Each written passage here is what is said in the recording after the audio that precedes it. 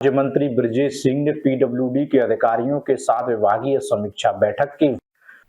आगरा पहुंचे लोक निर्माण विभाग के राज्य मंत्री ब्रजेश सिंह। सर्किट हाउस में मंत्री ने अधिकारियों के साथ की समीक्षा बैठक। लोक निर्माण विभाग के विकास कार्यों पर भी बैठक में हुई चर्चा। लोक निर्माण विभाग मंत्री के साथ सांसद और अन्य जनप्रतिनिधि बैठक में मौजूद। आगरा से अमन गुप्ता की रिपोर्ट। आज मैं आगरा मंडल की समीक्षा करने के लिए यहाँ आया था अपने माननीय जनप्रतिनिधि गणों के साथ, और विभाग के सभी हमारे अधिशासी अभियंता और सहायक अभियंताओं को मैंने सामूहिक रूप से यहाँ बैठाया था। पूरे मंडल के विभाग माननीय मुख्यमंत्री जी के नेतृत्व में पूरे प्रदेश में हम लोग सड़कों का जाल बिछाने के लिए तत्पर हैं, और लगातार एक कार्य योजना के माध्यम से, जब तक कार्य योजना किसी भी विभाग की नहीं बनेगी उस पर हम एक असली जामा पहनाने के रूप में, टीम वर्क के रूप में काम नहीं करेंगे, तब तक कम से कम सड़कों के काम को बहुत स्पीड से नहीं किया जा सकता।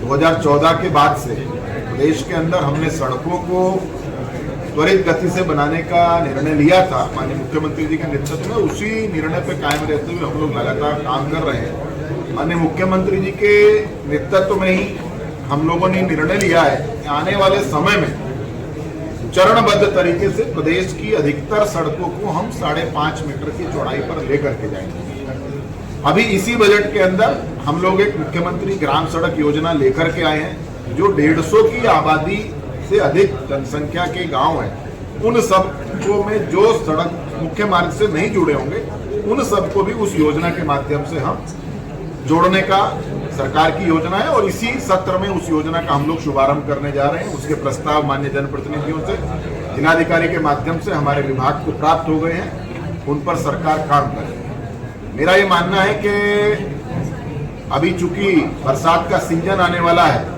हम लोगों ने इस कार्य योजना को, मुख्यमंत्री जी ने जो टारगेट डेट दी है 30 जून तक हम अपनी इस वर्ष की कार्य योजना को फाइनल कर लेंगे।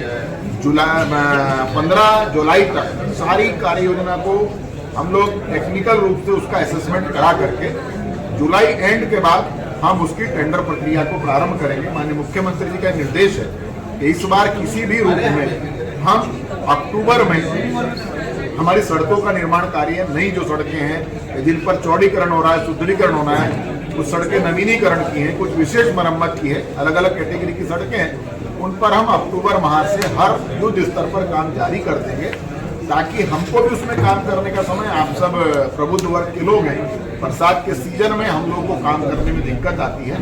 लिहाजा उसी में लगभग अब से 15 दिन के अंदर मैं हर मंडल की समीक्षा बैठक करने